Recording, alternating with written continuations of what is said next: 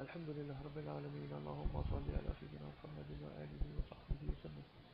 اللهم افتح علينا فتوح العارفين ووفقنا توفيق الصالحين وانفعنا بالقرآن والذكر الحكيم.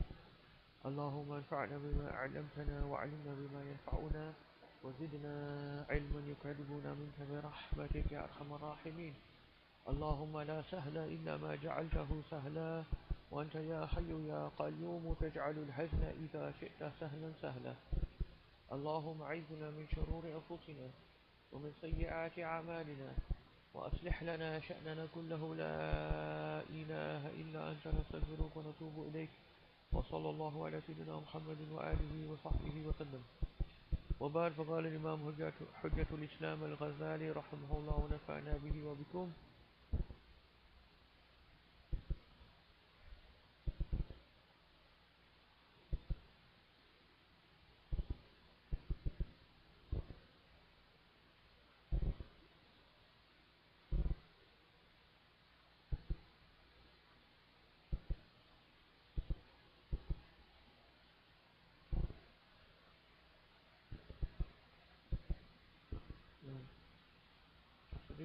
حسد حسد. You remember what we got up to?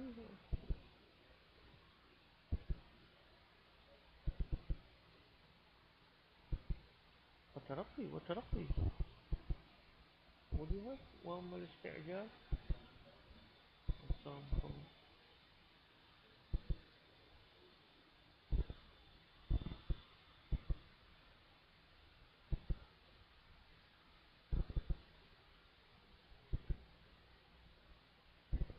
Before كبر, isn't it?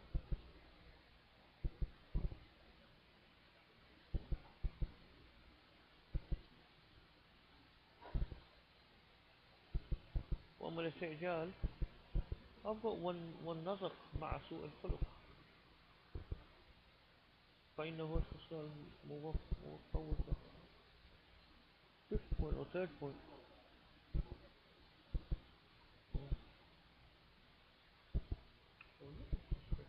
Maybe I've got this one. الخامس. الحمار الخذلان, yes.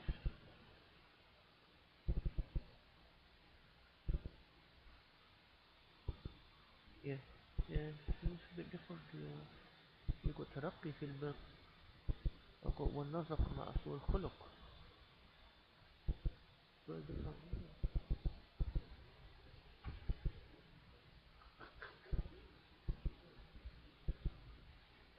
I've got في سوء الخلق. If you look carefully, you'll probably see if you change the dots and things, it'll, sometimes it happens if they get from manuscript. So therefore you've got to figure out sometimes what the words are. If it hasn't been transmitted from sheikh to sheikh to sheikh. Your one. Yeah. Are they though? That's what I'm saying.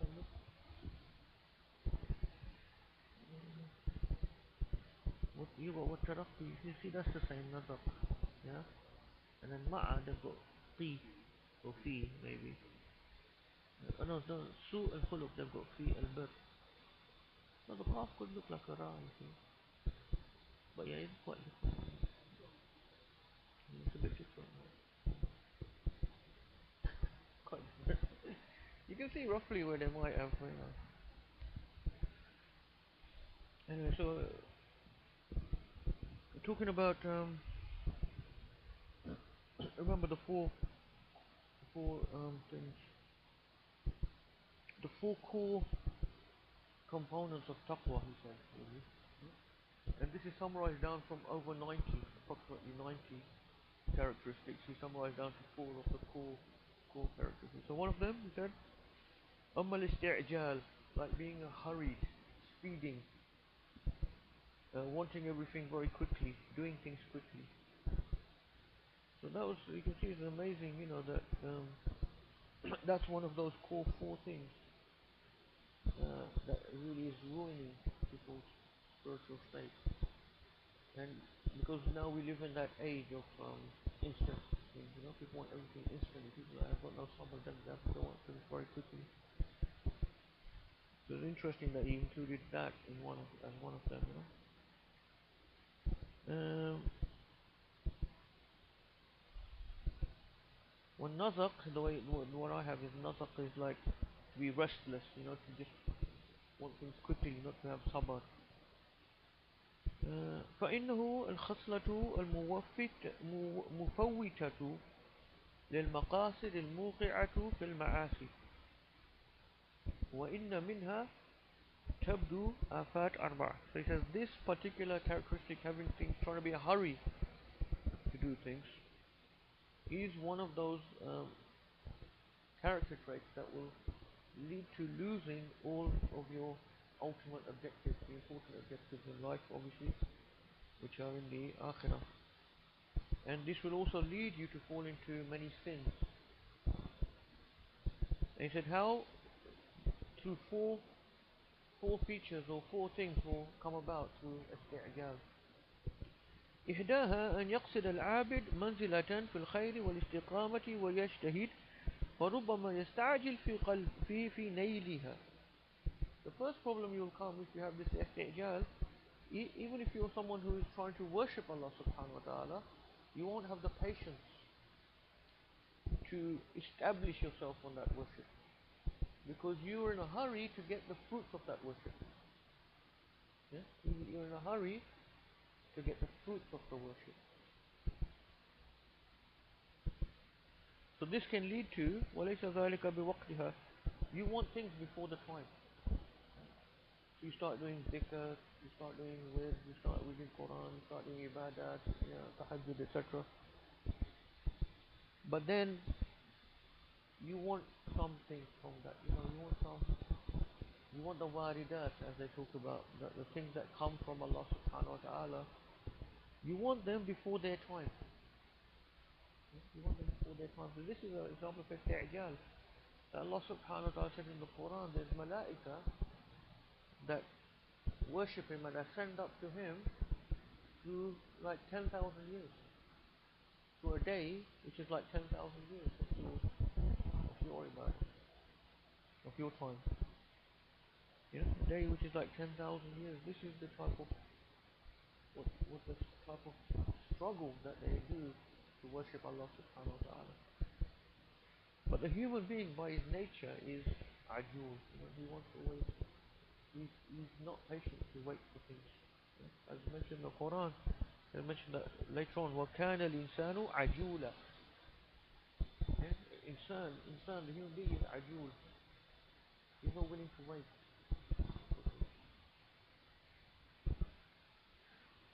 So what is the problem here then will become فإما أن يفتر وييأس فيترك الاجتهاد فيحرم تلك المنزلة.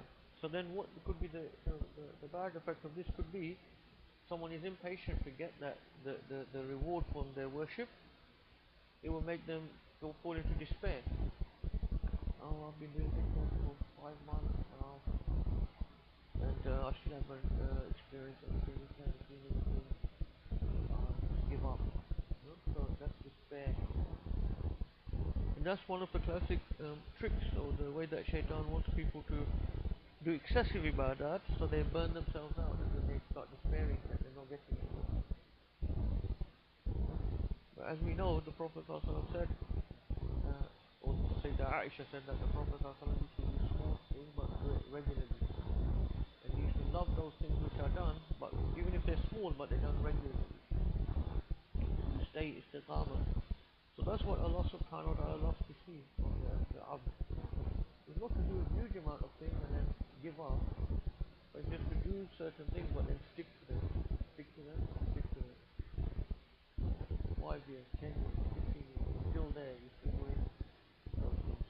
It's not burnt out.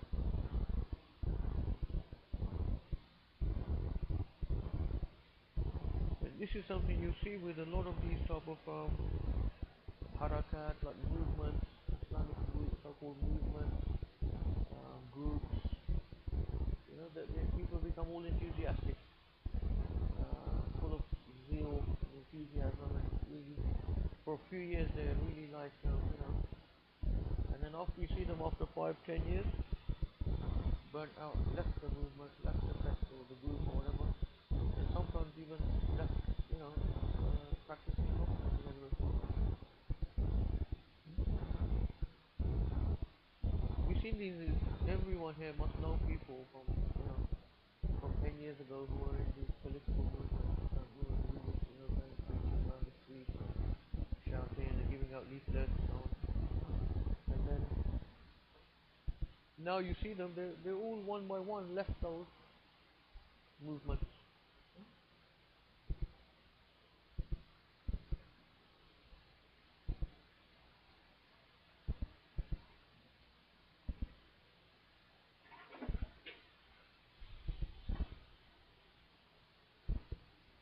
So that's the danger there, the people, if they're if they're in too much of a hurry to get the fruits of the ibadah, then they give up with the ibadah. وإما أن يغلو في الجهد وإتعاب النفس فينقطع عن تلك المنزلة فهو بين إفراط وتفريط وكلاهما نتيجة الاستعجال. Yeah. So this idea, a very important idea in Islam, ifrat and tafrit, is to become extreme in either direction. Yeah. In fact, ifrat and tafrit, they mean the same thing, which is to be extreme. But these two, they use two different forms of the word to show that it can be extreme in either direction. Right? So in other words, Islam is the middle way. وَكَذَلِكَ جَعَلْنَاكُمْ أُمَّةً وَسَطًا. Thus we have made you a middle nation. And it's interesting also that the civilization of Islam, the golden era of the Muslim civilization, corresponds to the same time in history which is known as the Middle Ages. If you look when the first message of Islam came, towards the middle of the 7th Christian century, that's considered the start of the era that is known as the Middle Ages. And for over 1,000 years, the Muslim or the Islamic civilization was the most dominant civilization in the world in all respects, in military, economic, and also in learning. Islam was a shining civilization throughout that over 1,000 years. That corresponds to the time that is known as the Middle Ages in human history. And after that you come into the modern era, which is when Europe and European countries start getting into the upper in terms of power relations. Okay, so this has always been a middle nation. It's moderate. It doesn't go to an extreme in either this way or that way. And when you study Aqidah, you'll see so many examples of how the Ahl Sunnah wal Jama'ah, the majority of the Muslims that come under the Sunni Ahl Sunnah wal Jama'ah, they always take a middle, moderate position between two extremes.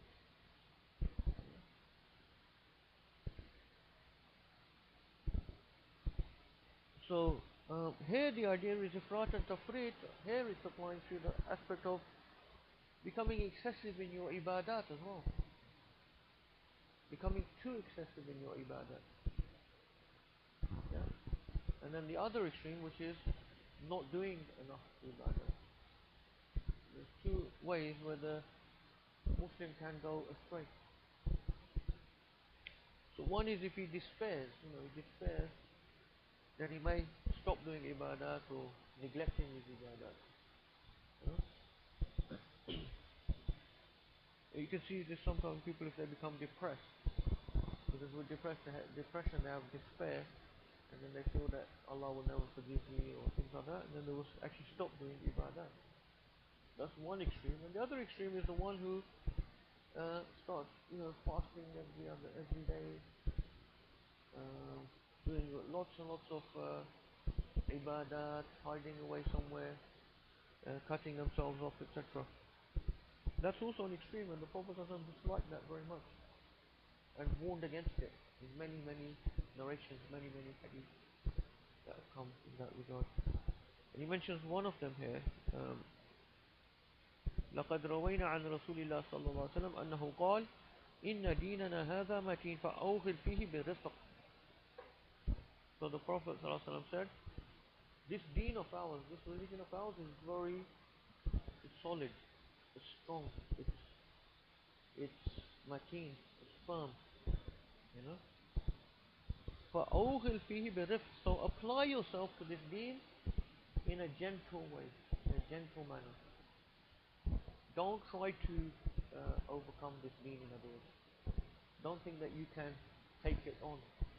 It's too much for anyone, and it will overcome you. You see what I mean? فإن المنبت لا أرضا قطع ولا ظهرا أبقى. Let's see how they translated that.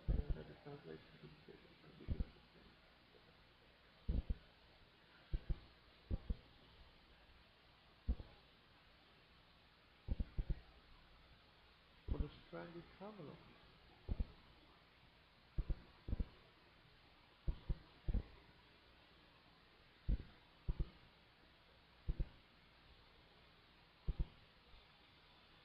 I think that was a bit more accurate. Is that Mukhtar Holland? Is that Mukhtar Holland? How do you translate it?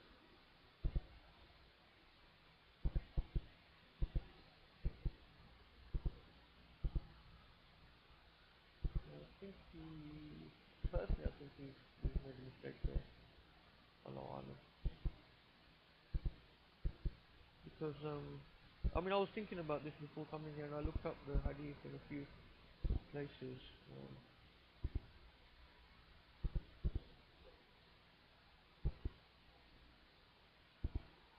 No, yeah, this is the one, it's definitely the one. In al-Mumbat or Mumbat could be, it's the earth that gives good produce, the earth that gives good, yeah. لا أرضا, I think it's قطع ولا ظهرا أبقى. The way the conclusion I came to after reading it a few places was the earth that gives good flowers or good harvest is the one that is not travelled over, or in other words, it's not being used a lot. You see what I mean? People have been travelling over it, so it's been, but also it's not the earth that is completely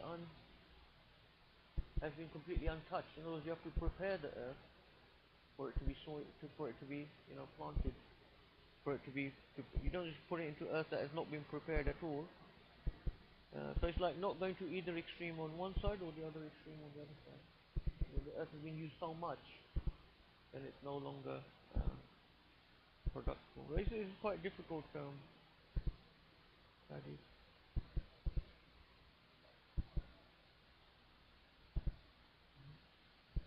No, the meaning's fully correct, but I'm just talking about translating the hadith. I think, what was that one that you said?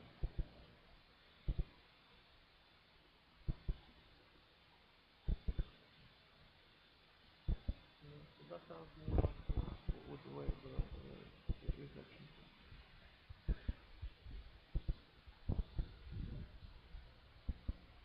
Yeah, it's in several different books like Sharp al-Iman, I think it's Abi Shihab, some rare books, but so you won't really find any commentaries. But,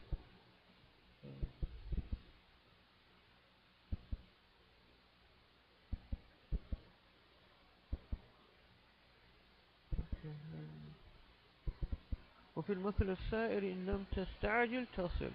He said in an interesting saying they have in the Arabic, if you don't hurry, you will arrive. If you don't hurry, you will arrive. Yeah? This is actually we used to when we were in medical students. They used to tell us, you know, if you have like an emergency, don't start panicking and rushing. You know, actually, it's better to just take your time, try to remain calm to get the thing done. And there was a quote. They had a quote. I remember in the Oxford textbook of medicine. I still remember. They had a quote at the top of the page from somewhere saying, I think it was from some literature, some English literature, and it was someone was saying to the other guy, slow, something like, don't go so fast, we're in a hurry. Or slow down, we're in a hurry. So the idea, if you go too fast, then you're going to burn out, or you're not going to get to where you need to go. It's better to pace yourself.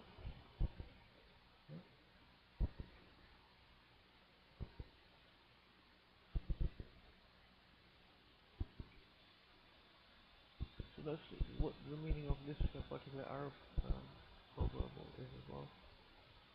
In lam tasta'jil, when you don't go try to be too hurried, you will arrive.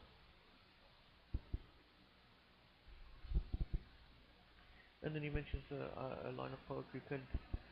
قد يدرك المتأني بعض حاجتي وقد يكون مع المستعجل الزلل.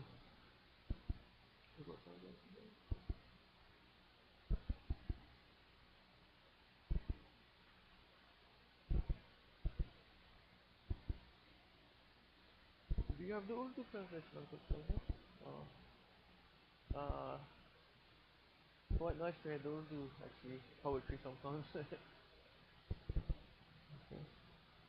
والثانية أن يكون للعابد حاجة فيدعو الله تعالى فيها ويكثر الدعاء ويجد فربما يستعجل الإجابة قبل وقتها فلا يجدها فيفتر ويسأم ويترك الدعاء فيحرم حاجته ومقصوده.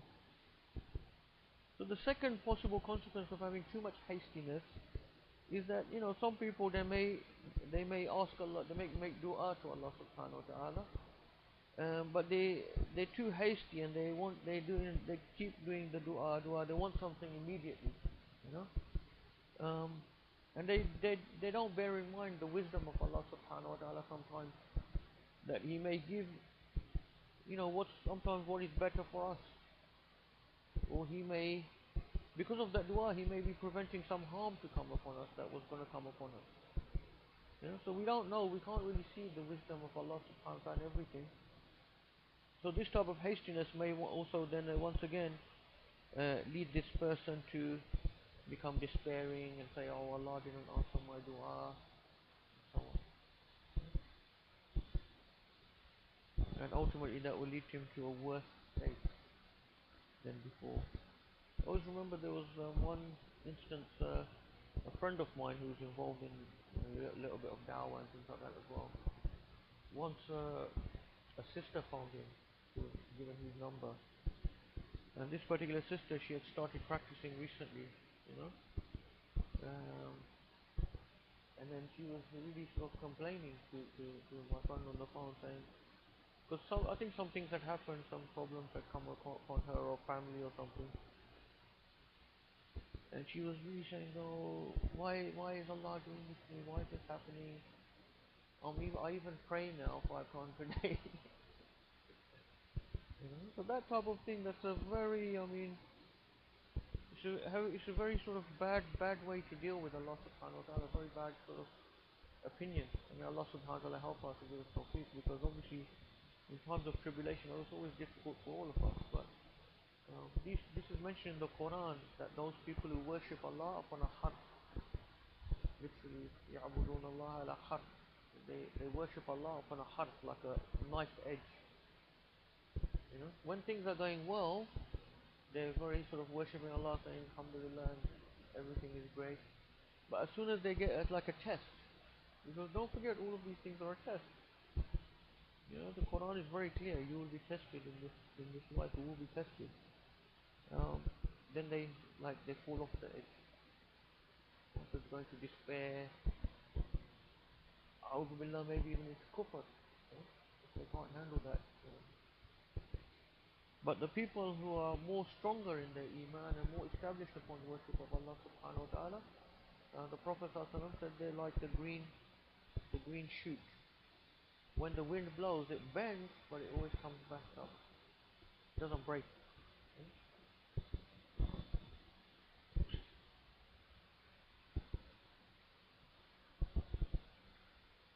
And then they say the real people of Allah subhanahu wa ta'ala, the people of the highest iman and yaqeen, they're those people that Imam al-Ghazali says, al-khawasul khawas. The most elect of the elect, they're like mountains. So even when the strongest wind blows, they don't move.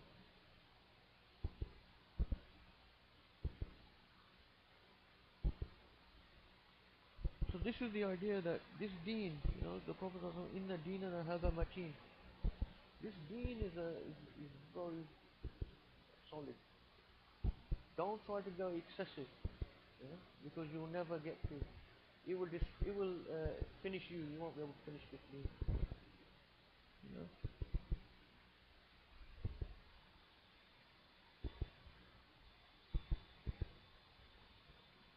وثالثا أن يظلمه إنسان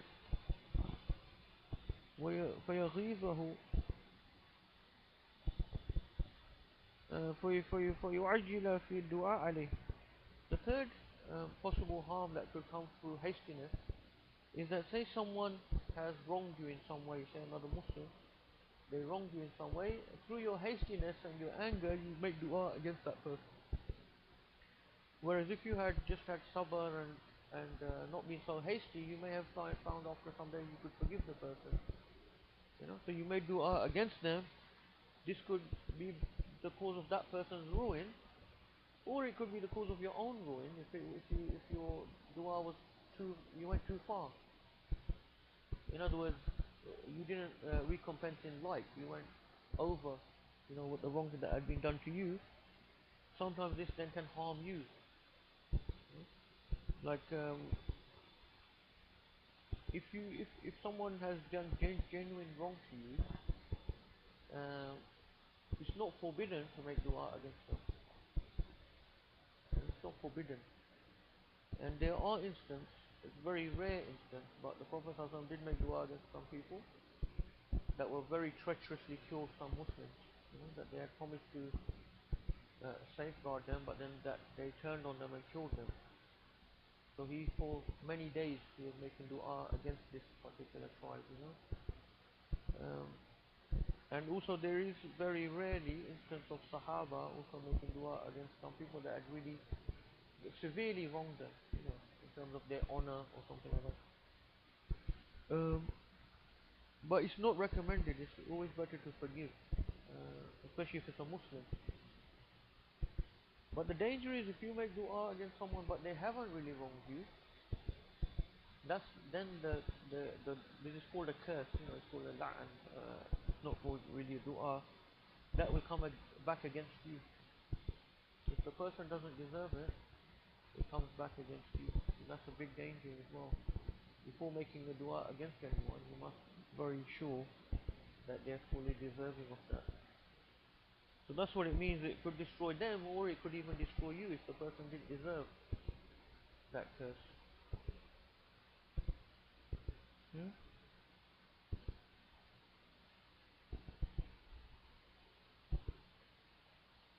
So that's what he says. ربما يتجاوز عن الحد. Maybe the dua you went too far in cursing that person.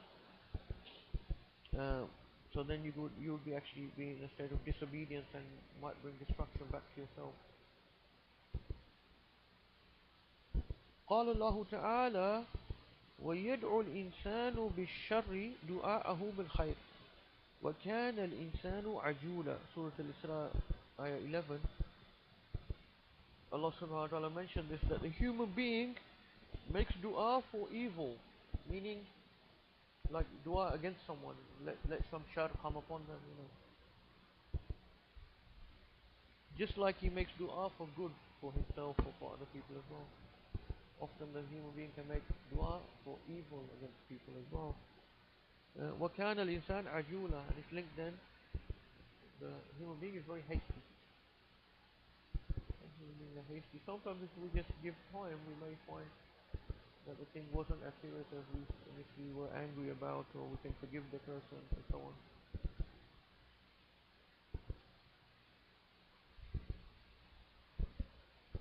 والرابعة أن أصل الإبادة وملاكها الورع.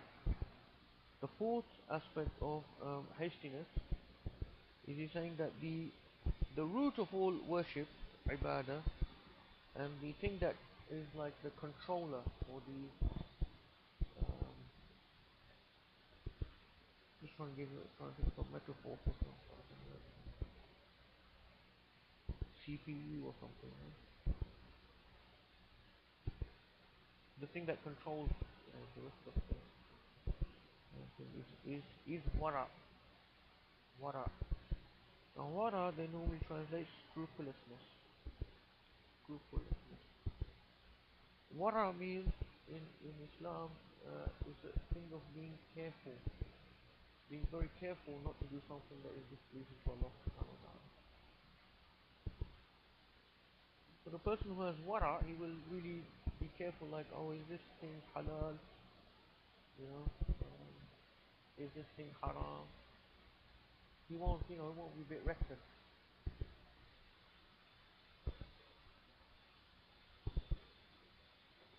Yeah, definitely, they're both linked. So the more taqwa, then the more wara, the more wara, the more taqwa.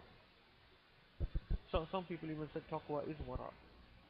والورع أصله النظر البالغ في كل شيء. So it says wara is the root of it is to think carefully, deeply in everything before doing it. Just be careful.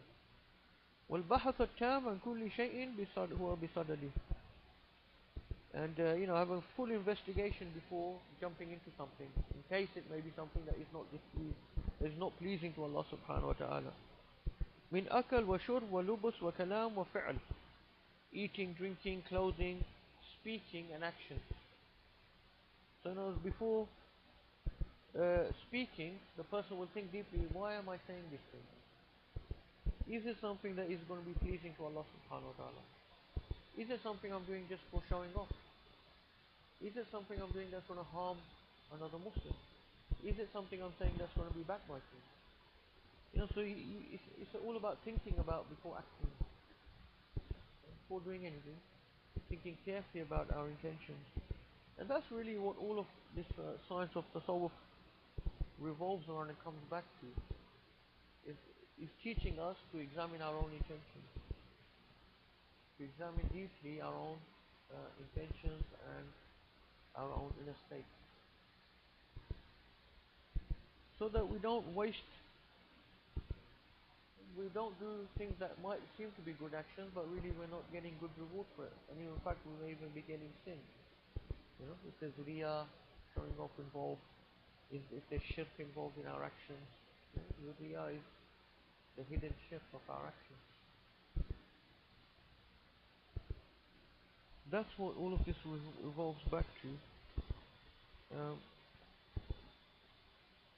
Now in the past, when people lived in societies which were more conducive to Islam, and more conducive to Iman, and more conducive to obedience to Allah subhanahu wa ta'ala, you'd see examples of wara that would make you feel amazed.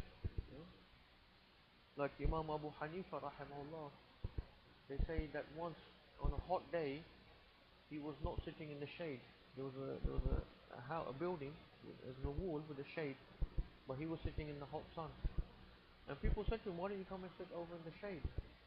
And he said, that person, he took a loan from me, and I need to get the money back from him. And I fear that if I take the benefit of his shade, it will be like taking riba. If I take the benefit of the shade of his house, it will be like I've taken my loan back with something extra. So that's what you call real wara to the extreme level. Surely it wasn't something haram or even makruh for you to sit in the shade. But that's just how their states were. That's why these imams became so huge. This is Imam Shaykh Ridhwan, one of the teachers I study with currently. He's recently published a book on Abu Hanifa, which I recommend people to get in English. And he said one of his intentions to publish that book was he wanted to show that why these imams became so great and why they got so many followers was not just their knowledge, but it was this other aspect of their wara and their taqwa. That's why they got such a qabul, acceptance. Because this aspect is something which is the nur, which is the deep understanding of the deen. The deep understanding of the deen doesn't come through having lots of reading lots of books. It comes through this aspect, you know. It's what there is called basira. The Prophet ﷺ said, beware of the farasa of the mu'min. Beware of the spiritual insight of the mu'min. Because he sees with the light of Allah, the nur of Allah. Imam Malik rahimahullah, he said that this knowledge is not kasratul riwayat. It's not having lots of riwayat, lots of information, lots of memorized knowledge. This knowledge is a nur that Allah subhanahu wa ta'ala has thrown in the heart of the slave. And the Prophet said, "Man yuridillahu bihi khayran yafaqihu fid din."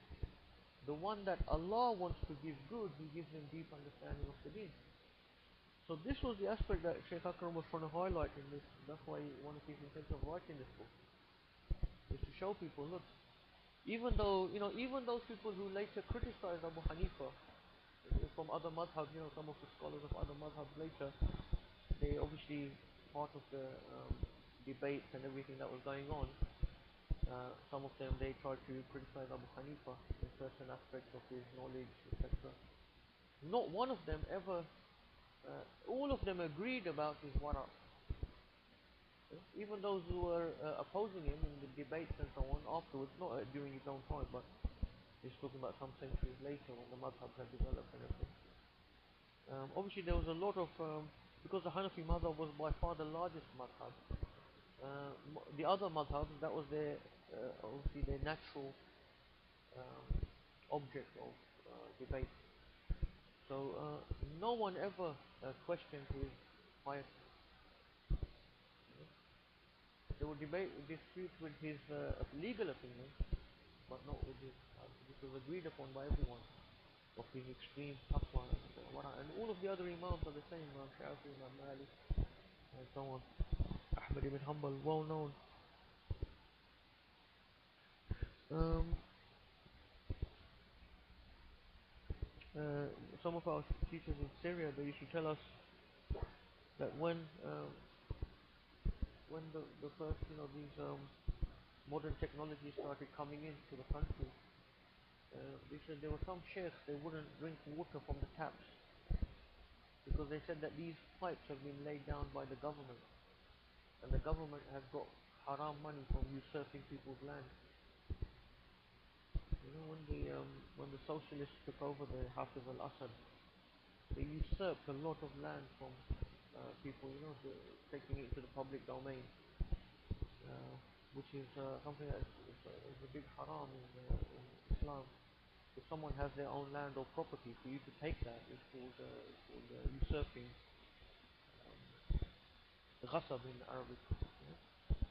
And that any, you know, that is that income is haram. So they wouldn't drink the water from those taps.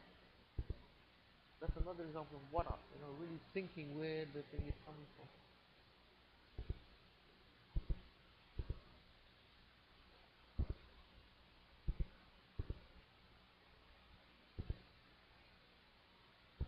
I said, you know, when I started the discussion, I said when people used to live in times that were conducive to the deen. You know? The time and place we live in, it's impossible to avoid all of these doubtful things. You know? But we just have to try our best to be. The time we live in is a time when we have to be firm on our aqidah and firm on doing those things which are the pillars of this deen. Things that are clear, that are haram, we must avoid. The things that are clear, that are obligatory for us, we need to do. May Allah subhanahu wa ta'ala give us tawfiq. And this was mentioned by Ibn Mas'ud in one of the traditions of Ibn Mas'ud, as one of the greatest Sahaba. He said, you know, the time will come when the most important thing will be thabat, to be firm and not to be moving a lot.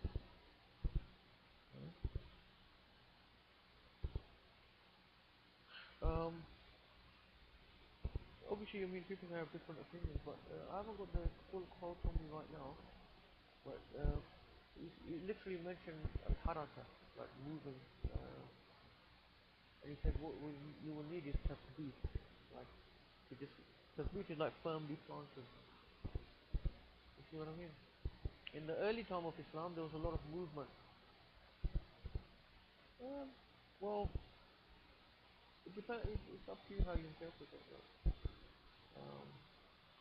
The way I interpret it is, it means you just have to be solid on your foundation, you know, and not involved in too much agitation, movement.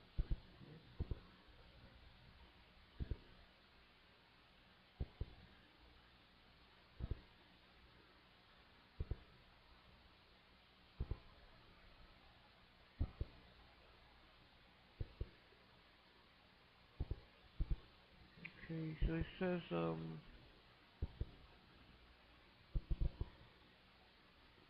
فإن كان الرجل مستعجل في الأمور آه، غير متأنٍ ولا متثبت ولا متبين لم يقع منه التوقف والنظر في الأمور كما يجب.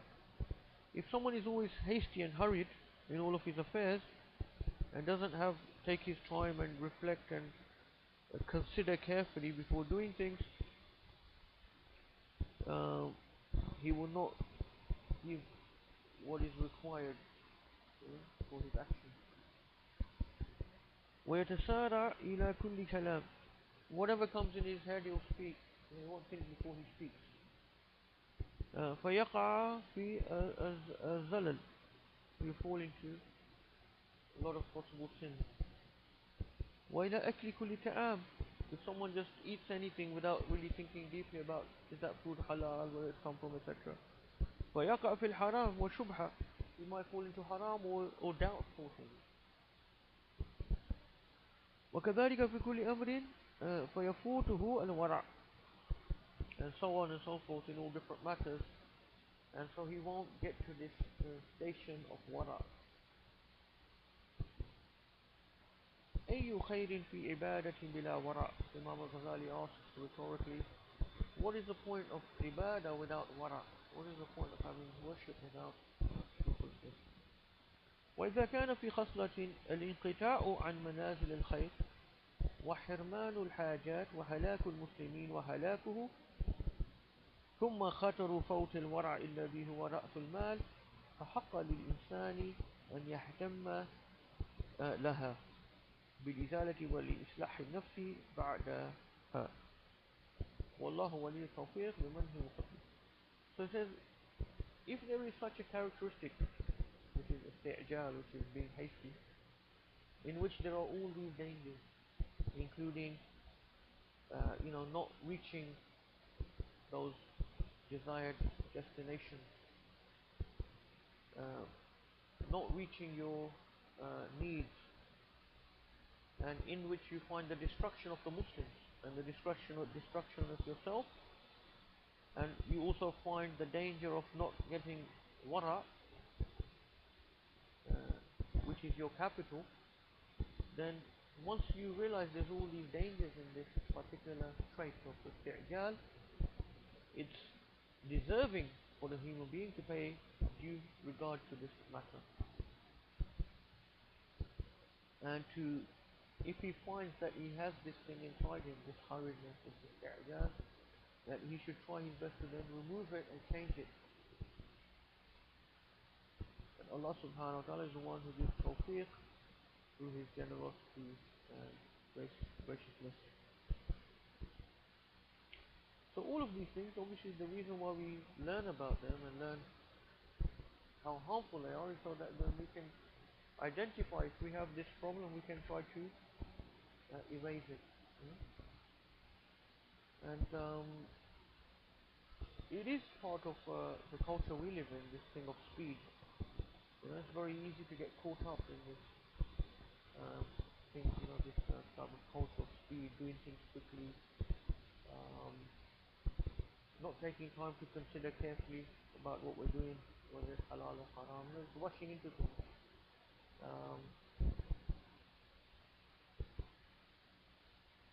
Especially if you work in certain type of corporations or companies, you might very much come across this type of culture of just be expected to do things, one month, one after the other, pack your diary, back-to-back meetings, back-to-back this, that, the other, and it's considered like a good thing.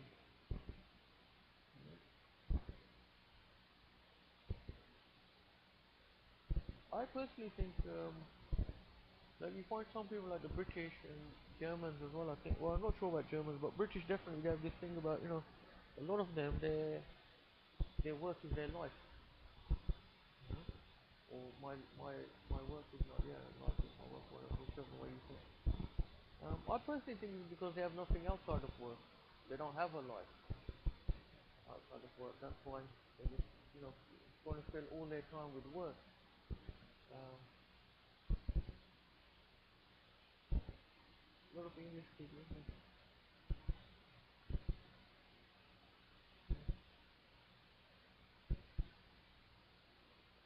Yeah, same thing here as well. You find when people retire, they also fall into depression amongst the English, the indigenous people here, because they literally that's just become their life, their work, and then they suddenly have no meaning, no structure, nothing.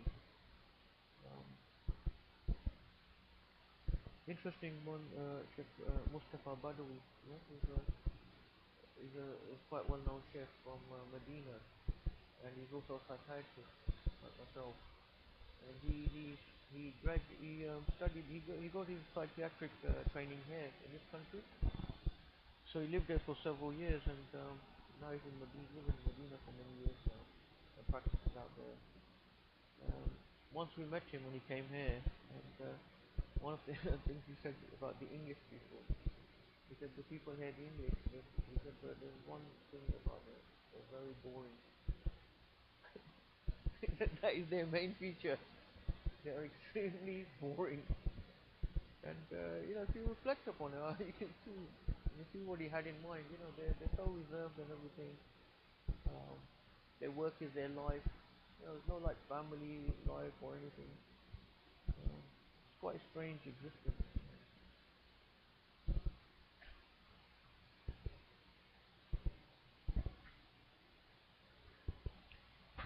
Okay.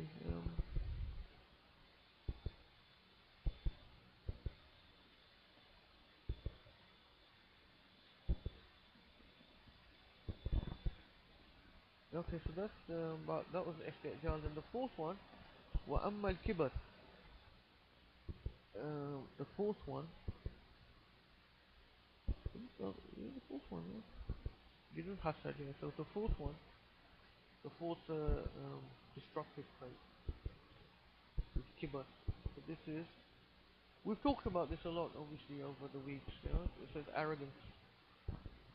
To think that you're something big, to think that other people are below you, that's kibr.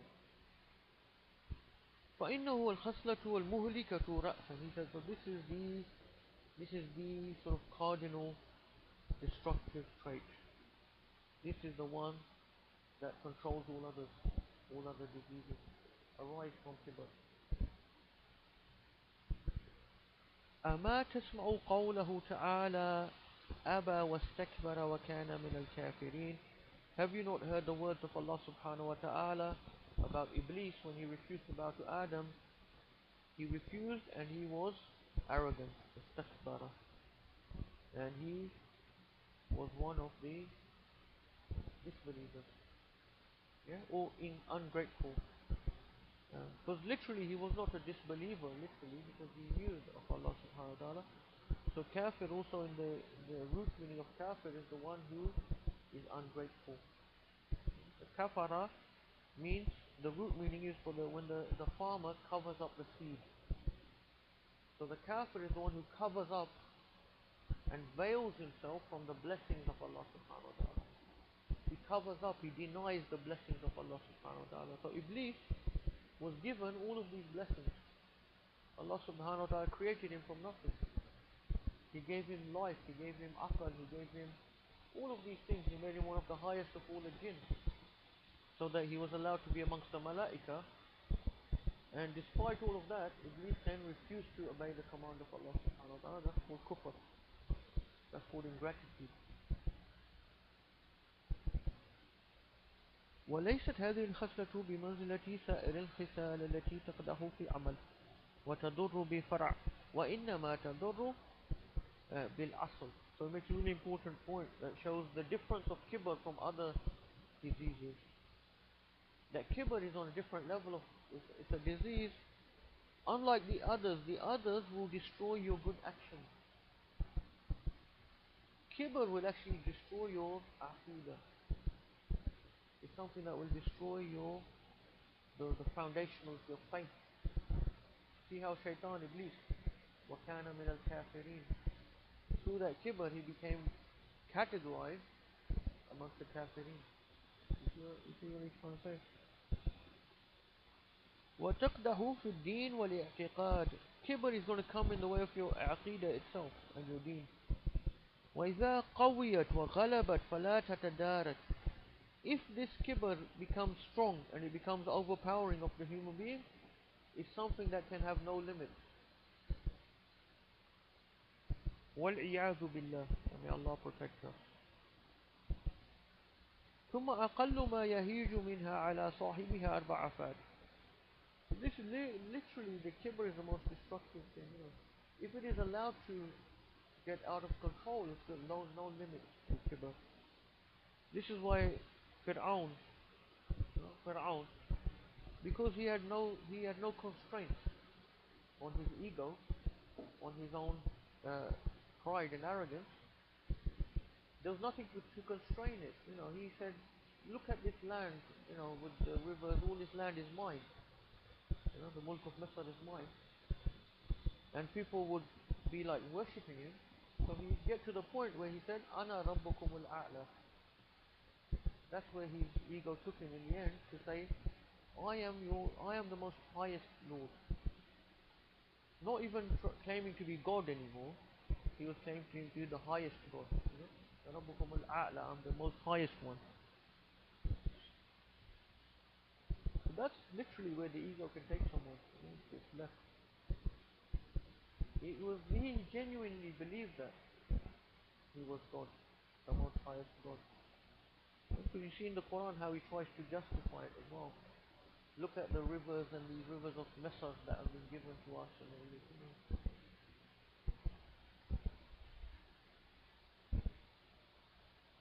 It's a really dangerous thing, the ego.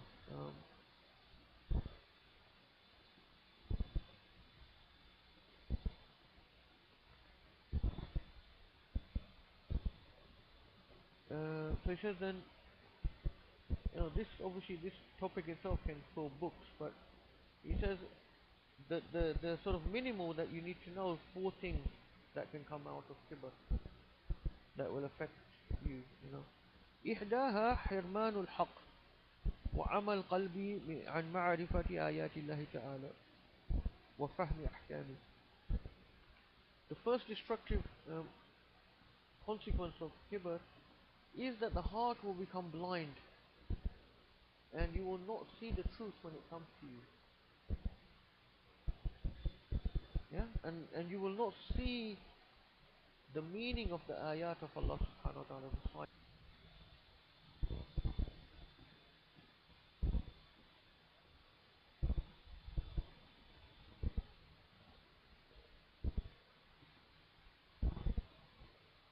وقال الله تعالى سأصرف عن آياتي الذين يتكبرون في الأرض بغير الحق. Allah subhanahu wa ta'ala says, I will turn away from my signs those who are arrogant in the land without right. So those who are arrogant are the ones who are turned away from the signs of Allah subhanahu wa ta'ala. وقال تعالى وكذلك يتبع الله على كل قلب متكبر جبار. And thus does Allah subhanahu wa ta'ala seal the heart of every arrogant tyrant heart. So once again, the arrogant and the jabbar is the one who is sort of tyrant. The heart is sealed by Allah subhanahu wa ta'ala, so they don't see the truth. This is one of the greatest. This is one of the greatest barriers to the truth and to guidance is always kibr. Even when you see two people having a debate or a discussion, if arrogance and pride comes into that, even when one of them realizes the other one is on the truth, he will never give in. He will never give in. Because here the arrogance has come in. You see this all the time, between ourselves, even when we discuss things or we start getting into a bit of a debate, then you see, it's clear that one person is obviously wrong, but that person will never give in, especially if it's your wife. It's a joke. This can happen between anyone.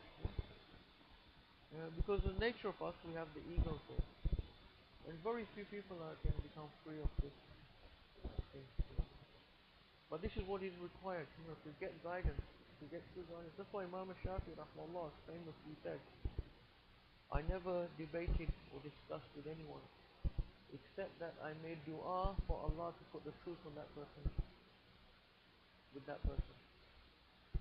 Because here, now you have someone who doesn't have the ego, who doesn't have that arrogance. He's happy, to put the truth comes with him, he's happy to submit in that debate. So this is why, the ulama said that debating is something that is makruh. It's very difficult to find people that can actually get into a discussion with the real sincere humbleness to actually want to find the truth. And if it comes from the other person, they will just accept that. Very, very rare. And once again, we live in an age of, which is the opposite of that. The age we live in is all built upon, encourages us to develop a sense of proud, to be proud of ourselves. To be arrogant is now considered a virtue. Whereas in all the major religions, arrogance is always considered something bad, and it's always a virtue to be humble. Not just in Islam, but in any of the major world religions, what they always stress to be humble. To be humble. But now we live in an age which is an age without religion, a so-called secular age, and what we're told now is you should be arrogant.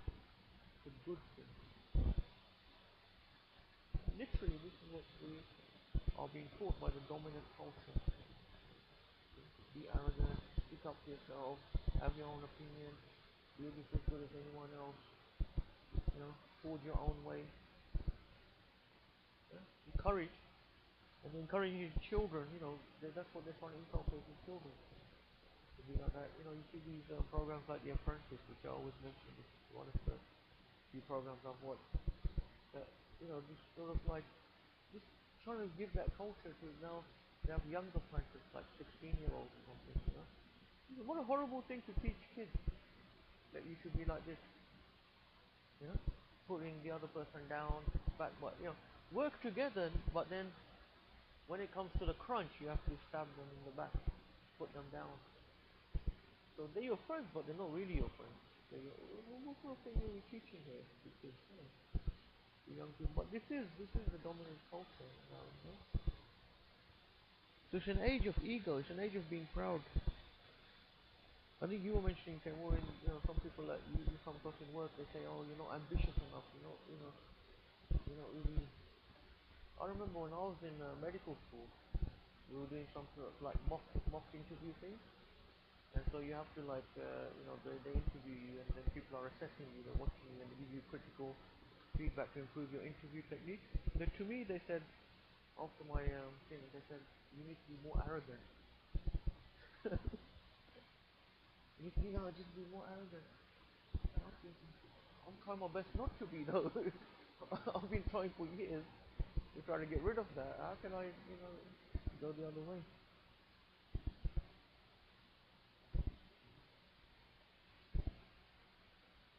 So that's the thing, arrogance is the thing that veils from truth, always. This could be, I mentioned it can apply between two Muslims having a debate. It will apply to the level of if you take dawah to a non-Muslim. If that person is an arrogant person, that truth won't penetrate. Yeah, that's the veil that will prevent it. Iblis, when he knew it was the truth, but he didn't accept that truth because of the arrogance. How can I bow to him? He's below me, he's made of clay. The Jews in Medina, they knew the Prophet ﷺ is the final prophet. They knew it with certainty. يَعْرِفُونَهُ كَمَا يَعْرِفُونَ أَبْنَاءَهُم. They know him, they know the truth of this message as good as they know their own sons. As well as they know their own sons, it says in the Quran.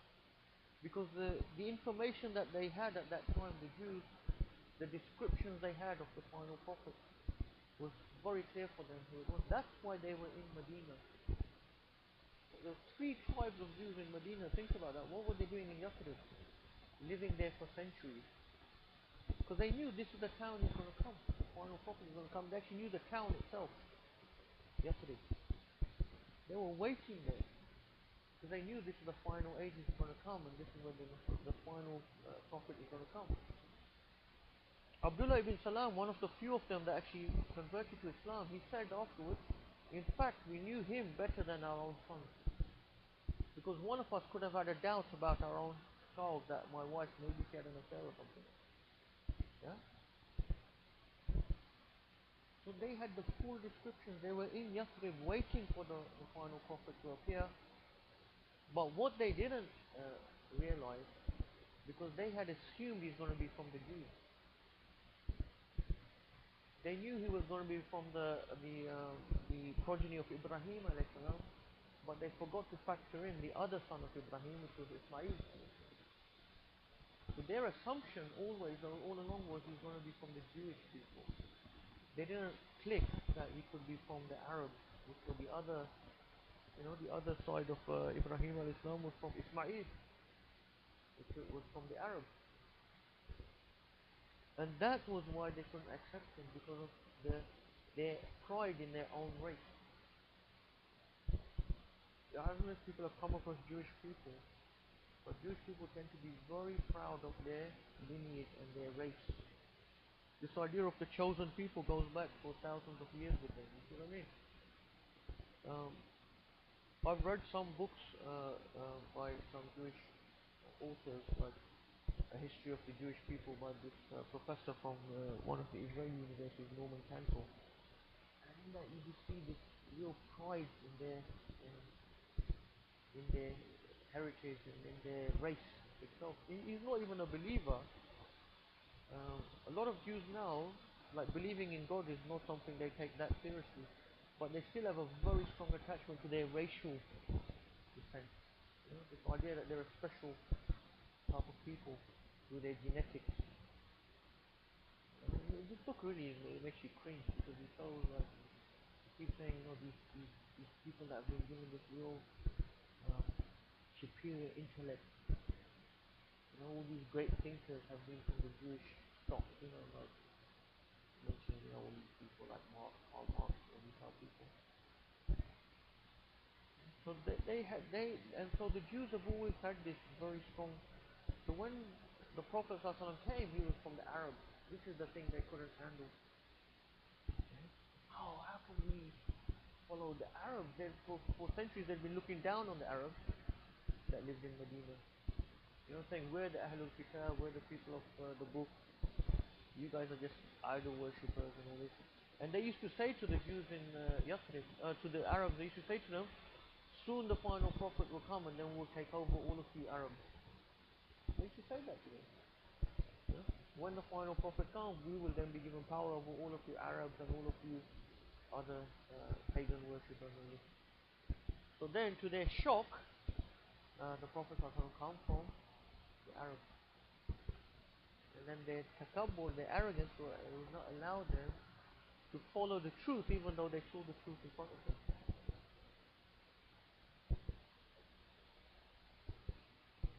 You have to be born. They want to keep that genetic thing.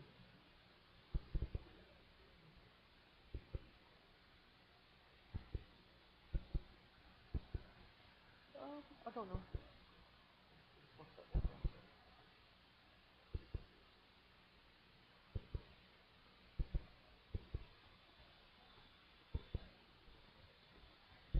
والثانية المقت والبغض من الله تعالى. The second consequence of kibr is to have um, the hatred, the anger of Allah subhanahu wa ta'ala upon you.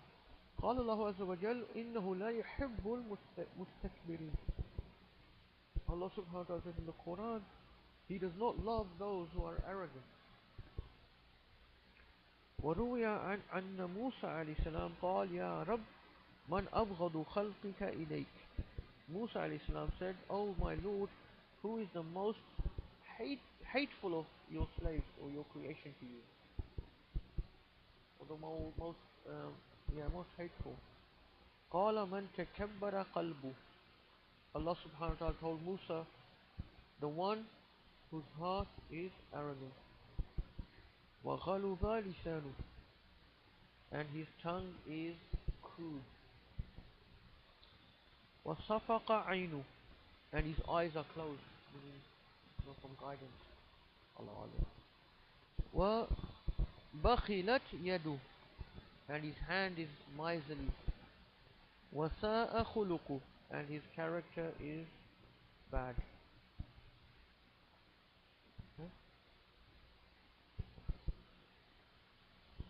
This is the key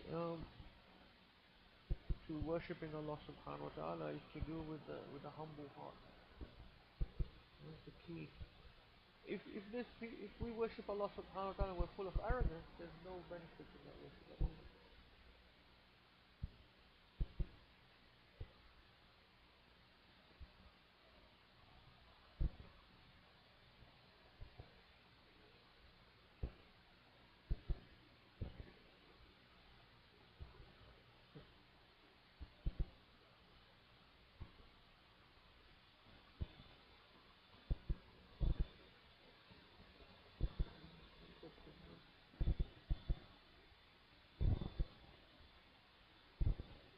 وثالثا الخزي والنكال.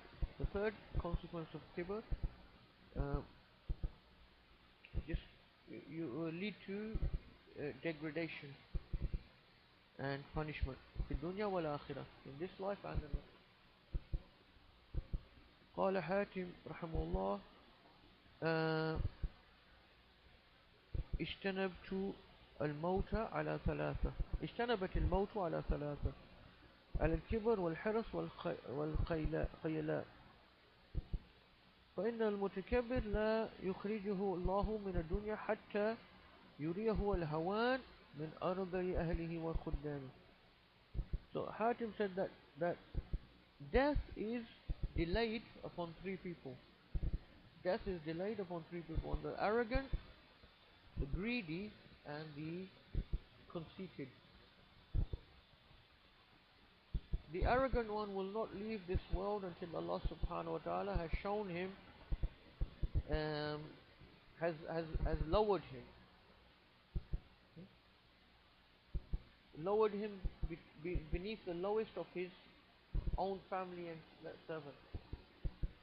In other words, Allah subhanahu wa ta'ala humiliated him in front of those people that he used to consider lowest when he was full of arrogance and everything.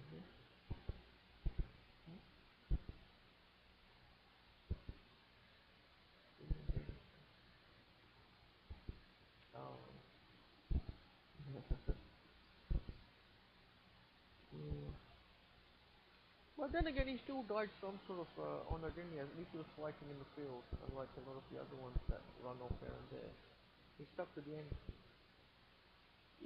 Not escaped from, a lot of them would have just escaped from the country and taken asylum somewhere, like the Mubaraks and others, rather than actually staying in the country. You know what I mean? He stayed here until the end. I think he was trying to escape the country at the time.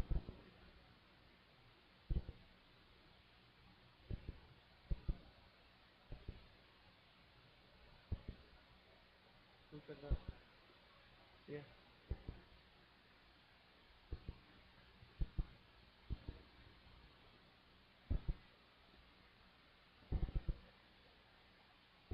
Did they? That?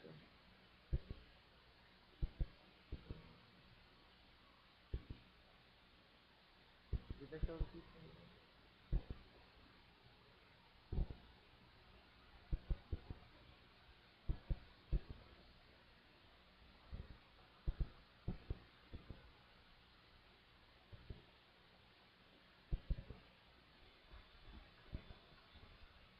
والحديث لا يخرجه الله تعالى من الدنيا حتى يحوجه إلى كسرى والشربة. The greedy person who always used to, not generous, giving charity and so on, Allah subhanahu wa ta'ala will not send him out of this world until he has shown him need of a piece of bread or a drink. ولا يجد مستاقا, and he can't find that fulfill that need.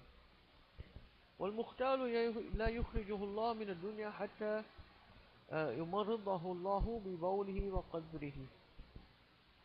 The mukhtal, the one who was conceited, linked to arrogance, Allah subhanahu wa ta'ala will not send him out of the world until he has made him soil himself with his own urine or his own feces and so on. وقيل من تكبر بغير حق أورثه الله ذلا بحق. It's also said the one who is arrogant without a right, Allah subhanahu wa ta'ala will debase him, rightfully debase him. والرابعة النار والعذاب في العقبى. The fourth consequence of arrogance, the hellfire and the punishment in the next world. على ما روي أن الله تعالى يقول الكبرياء ردائي والعظمة إزاري فمن نازعني في واحد منهما أدخلته نار جهنم. Allah subhanahu wa ta'ala said, greatness is my rida, my cloak, and azama as well, greatness is my lower garment. Whoever disputes with me in any of these two, al-kibriya and azama, I will enter him into the hellfire. This is one of the foundational hadith of teaching us this is something that Allah subhanahu wa ta'ala has greatness, kibr, kibriya. One of the name of Allah subhanahu wa ta'ala is al-kabir, al-mutakabbir, al-jabbar. These are the names of Allah subhanahu wa ta'ala. This is something that we're not allowed to. This is what ibadah is, to bow down, to humble ourselves. By our nature, Allah subhanahu wa ta'ala has put into us this fact, this feeling of kibr as well. And one of the wisdom of that is that if you don't taste something, you will never know something. Because our ultimate purpose is to worship and to know Allah subhanahu wa ta'ala. We could never really know Him if we never experienced that ourselves. But our job is to crush that. It's important for us to have experienced it, but our job is to put it down. Because if you never tasted honey, no one could ever tell you what is honey, the taste of honey. It's impossible. Language is not able to express taste, different taste. They can say to you it's sweet, but beyond that, what else can you do? You can't. So there's things which language can't facilitate. You have to taste to know what is that thing. So to really know Allah subhanahu wa ta'ala, that's why we've been given some of these attributes, so that we can know Him. That's the secret of it.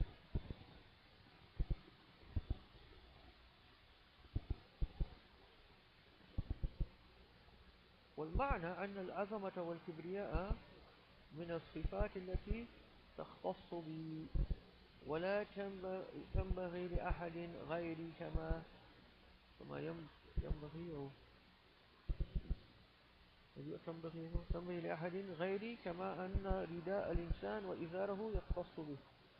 So it says the meaning of this hadith that greatness and arrogance is the garments of Allah subhanahu wa ta'ala, is that they are specifically for Him. Just like you have your own clothing, only you wear it, other people don't wear your clothing. لا يشارك فيه وإن خصلة تفوتك معرفة الحق وفهم آيات الله تعالى وأحكامه الذي هو أصل الأمر كله ثم تثمر لك المقت من الله سبحانه والخزي في الدنيا والنار في الآخرة لا يسع العاقل أن يغفل عن نفسه. So he says, if there is such a characteristic as this, which will mean that you do not get ma'rifah of that will prevent you from acknowledging truth, and will prevent you from deep understanding of the ayat, the signs of Allah subhanahu wa ta'ala and His rulings, and will also then make Allah subhanahu wa ta'ala angry towards you, and something that will also lead to you being humiliated in the world and having the hellfire in the akhirah. There's no doubt that any intelligent person should take this seriously.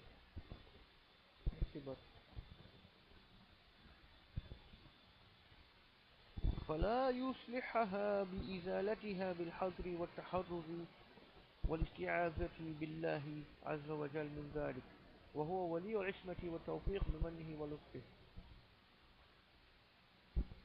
So any intelligent person must then make effort to rectify this from his heart if he finds it in his heart. Yeah? He must make full precautions to protect himself from this destructive characteristic, and he should ask Allah subhanahu wa ta'ala to refuge and protection from it. فإن قلت فإن كان الأمر بهذه المنزلة من آفات هذه الخصال ولازم التحفظ منها فلا بد من معرفة حقيقتها وحدها فبين لنا ذلك لنعرف كيف الطريق إلى التحفظ عنها. So he says, building up from this, if you were to say to me that, we realize that these particular characteristics, these four characteristics, are full of these extreme dangers, and we realize that it's very important for us to then protect ourselves and to get rid of these characteristics from ourselves, and you were to ask me what is the reality of trying to remove these from ourselves and how we can do this, then I will explain to you.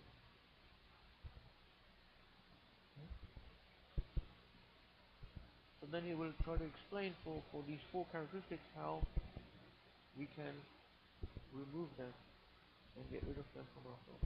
That will be the rest of the chapter. We'll start the first one actually, so we still have 5 minutes, so we'll start the first one. Amal. The first one, amal. Long hopes. If you remember having long hopes in the world and having hopes of a long life, how this was so destructive and lead to all sorts of problems. فقال أكثر علمائنا رحمهم الله إنه إرادة الحياة للوقت المتراخي بالحكم وقصر الأمل ترك الحكم فيه بأن تقيده بالاستثناء بمشيئة الله تعالى وعلمه في الذكر أو بشرط الصلاح في الإرادة. فإذا إن ذكرت حياتك بأني أعيش بعد نفس ثاني أو ساعة ثانية أو يوم ثاني بالحكم والقتل فأنت آمل وذلك منك معصية. Basically the gist of what he's saying here, slightly convoluted sentences, but he's saying that the ulama rahimahullah have said that what it means by long hopes and false hopes is if you look forward to a long life without without making, without linking it to the Mashiach of Allah subhanahu wa ta'ala, without linking it to the will of Allah subhanahu wa ta'ala, and without linking it to a good, righteous life. In other words, whenever we think ourselves or mention about having a longer life, we should always link it to the will of Allah subhanahu wa ta'ala first of all, by saying inshaAllah. And secondly, also link it to salah, that it's a good life. In other words, I do good works. You know? If we don't link it to the will of Allah subhanahu wa ta'ala, and we don't link it to it being a fruitful and good life, then it becomes something that can be ma'siyah, sinfulness. Yeah?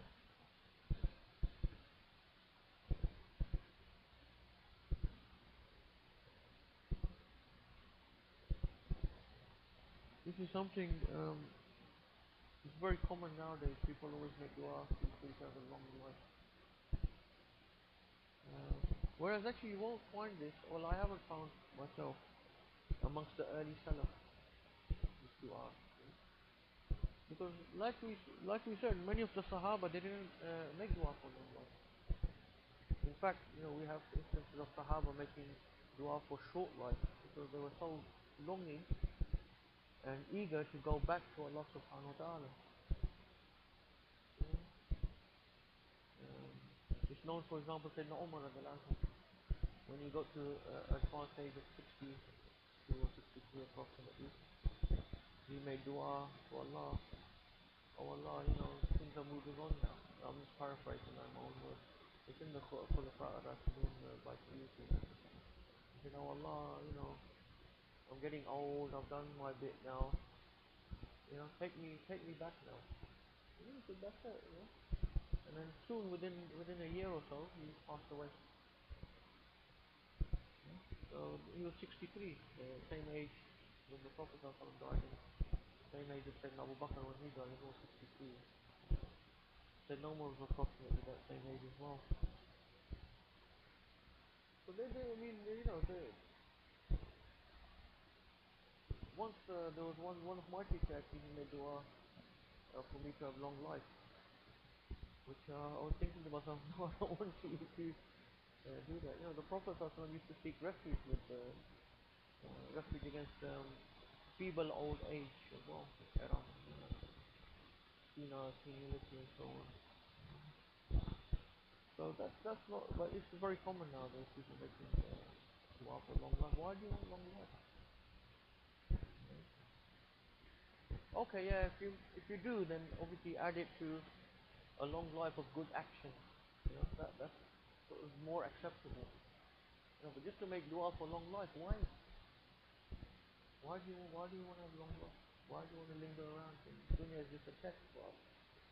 If we're true believers and we're working hard for the akhirah, we're looking forward to our reward in the akhirah.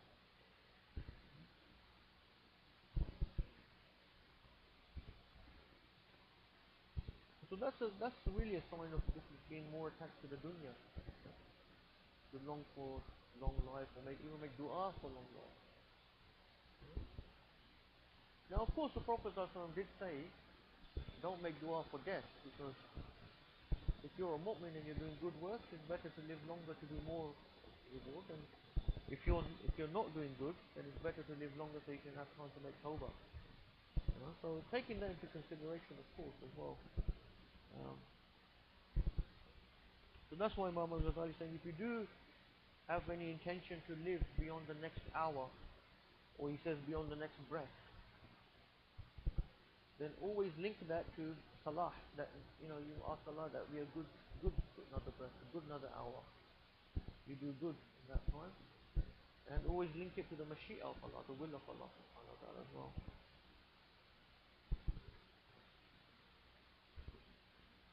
فتقول أعيش إن شاء الله أو إن علم الله أنا أعيش فقد خرجت عن حكم العمل. As long as you add these conditions, then you're not someone who is having long hopes.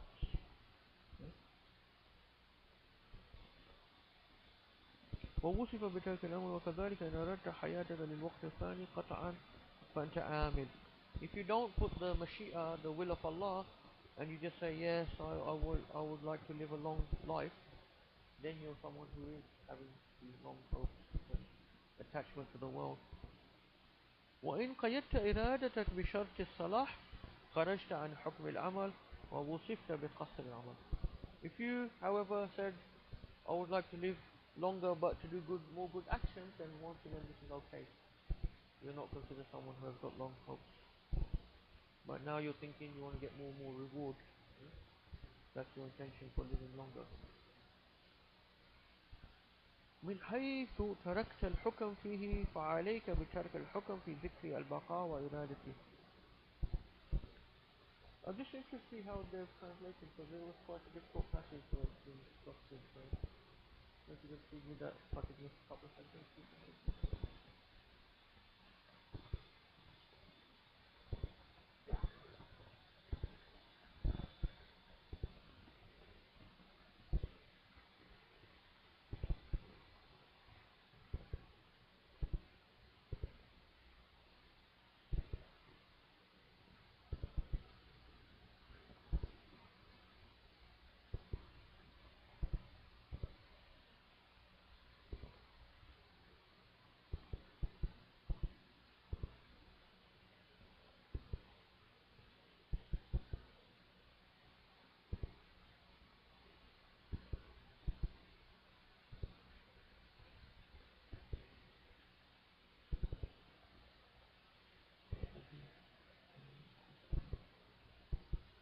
The correctness there, salah, meaning that it will be a good life. In other words, not just correct, but a good life, a good work.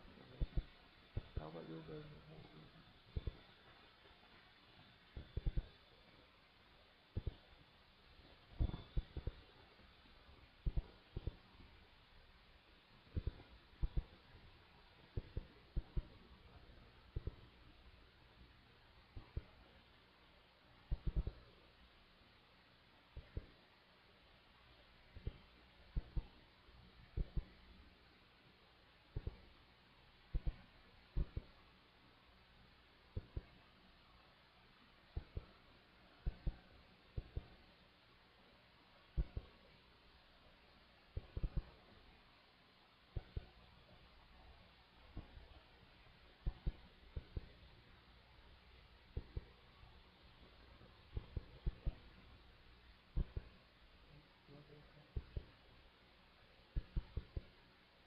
Okay, so we leave it there for today. Any questions or comments? Anyone burning thing they want to say about Gaddafi's death? I'm sure people are hoping to get into more of the discussion. Yeah.